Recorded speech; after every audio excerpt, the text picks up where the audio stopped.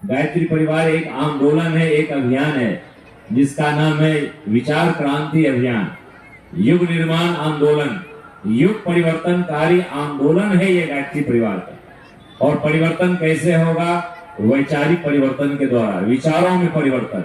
विचार बदल जाते हैं तो युग सतयुग कहलाता है, और विचार बिगड़ जाते हैं तो युग कलयुग हो जाता है। सतयुग हो या कलयुग, धरती वही होती है, आकाश वही होता है, सूरज चांद सितारे वही होते हैं, पेड़ पौधे जंगल नदियां वही होते हैं, सब इंसान भी वही होते हैं।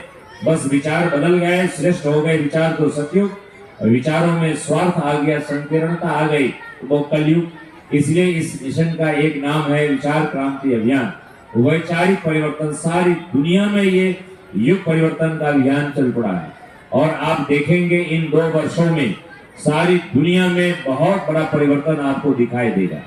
युग परिवर्तन होता है तो एक युग जाता है, दूसरा युग आता है। तो अभी जो युग चला आ रहा है वो जाने वाला है और नया युग आने वाला है। अभी कौन सा युग चला आ रहा है? कलयुग चला आ रहा है। कलयुग के बाद कौन सा युग आता है? आपको मालूम होना चाहिए, 4 ही युग है, सतयुग, त्रेता, द्वापर, कलयुग। कलयुग जब जाता है तो सतयुग आता है, और इन 2 वर्षों में परम पूज्य गुरुदेव का संकल्प है धरती पर सतयुग का अवतरण करना, मानव में देवत्व का उदय करना। मनुष्य अपनी तार्किक बुद्धि बहुत लगा रहा है, बहुत तरह के लोग सरंजाम इकट्ठे कर रहे हैं, लेकिन आने वाला समय ऐसा होने जा रहा है, आमूल चूल परिवर्तन, समग्र परिवर्तन।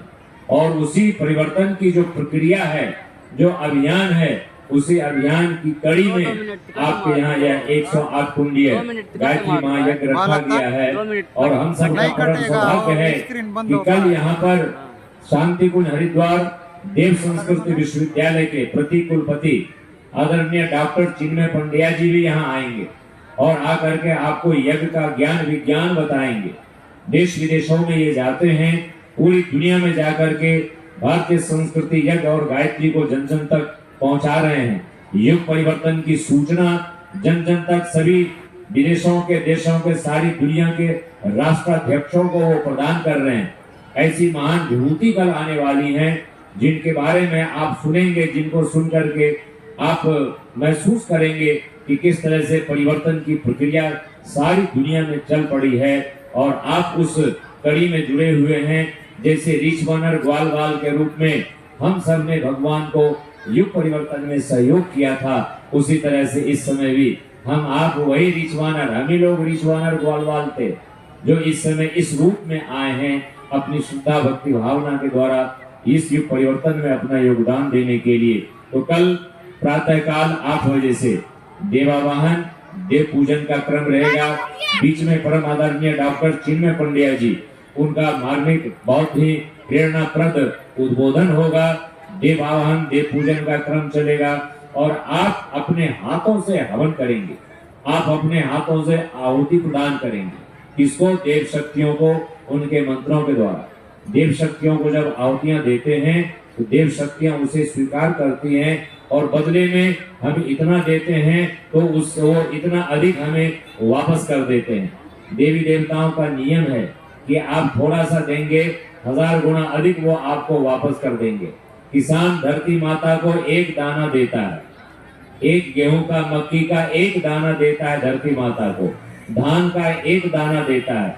धरती माता कितने दाने वापस कर देती हैं? सैकड़ों दाने 1 दाना के बदले में वापस कर देती हैं। तो कल आप जो अपने हाथों से यज्ञ करेंगे तो भगवान को जितना आप जो कुछ भी देंगे उससे हजारों गुना अधिक वापस आपको मिल जाएगा।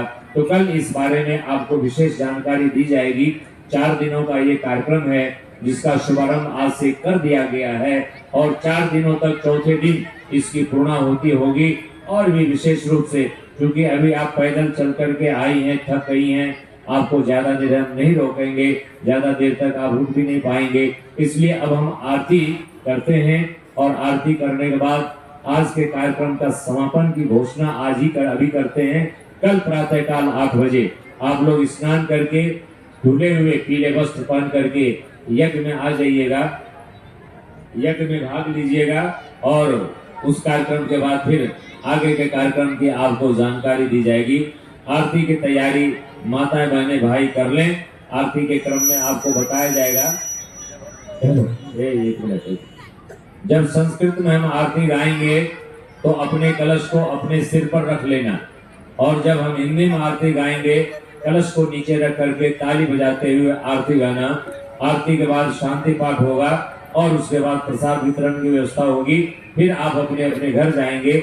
और कल ध्यान रखिए, प्रातः 8 बजे आप लोग स्नान आदि कर